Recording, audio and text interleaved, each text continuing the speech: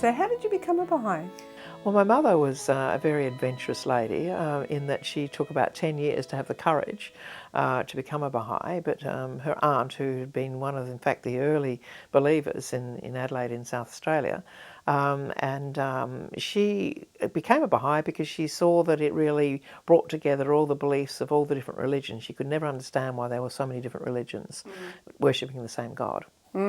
Actually, that's something that people often say about the Baha'i Faith. If they know nothing else about it, they say, oh, the Baha'i Faith's very inclusive, isn't it?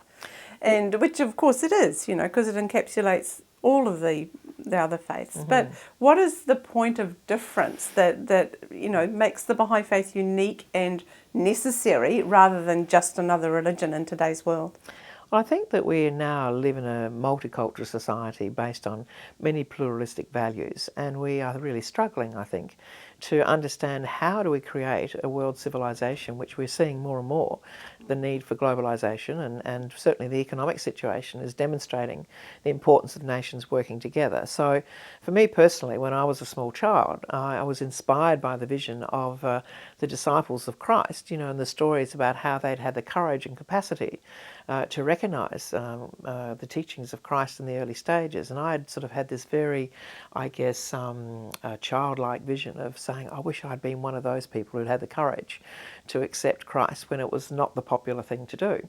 And so when I had the opportunity to become a Baha'i, I realised that the teachings were like a blueprint for creating a world civilization, which to me was very exciting because I think in many ways we've lost our way. We've tried all the different sorts of isms and they have found to be wanting. And what the Baha'i Faith offered for me was a beautiful way of seeing how we could be united and yet accept our diversity and value and appreciate the very differences that we all have. Right. And so you're a member of the National Spiritual Assembly of the Baha'is of Australia, the national governing body.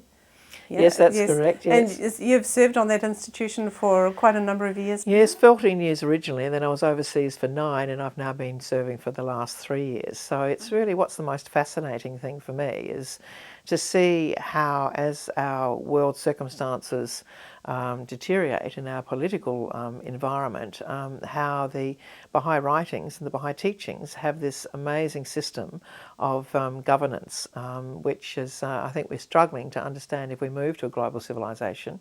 How do we govern a series of independent nation states? And so the Baha'i writings have this unique system of being able to capture the input from the grassroots in the local level to be able to coordinate affairs at the national level and yet link to an international body in Haifa, Israel, which has the role of interpretation of the writings and to look at the future development of the whole Baha'i world community. So tell us, Arini, what is it that the Baha'is do to help move us forward to this point where we are ready for the international governance system that you've just referred to? Well, Baha'u'llah's teachings, and perhaps we should pause a moment and reflect upon the name Baha'u'llah, which is, we can rather foreign-sounding name, but it means in English the glory of God. And his mission was to bring about the unity of the whole human race by demonstrating that all religion has come from the same source, the one God, and has been revealed at a time, and its messages have been appropriate to the social conditions that we find ourselves in. So today we are struggling with understanding how do we bring all these diverse nations together to work as one unified whole and yet still accept our diversity. So Baha'u'llah had a vision that in the future we would see an independent global community and that we would go through really a major spiritual transformation.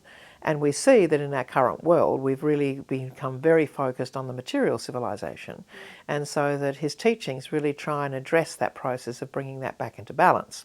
We're starting at the grassroots level and really sort of seeing how we can get communities to take ownership of creating a spiritual community where children feel safe, where our young people feel that they can contribute to the in-service activities, to the advancement of their local community, and where people can prayerfully reflect and to talk about really what are the issues that impact their community and feel empowered to make a difference. So that we start with this basic building block at the community level, certainly before that even at the family level.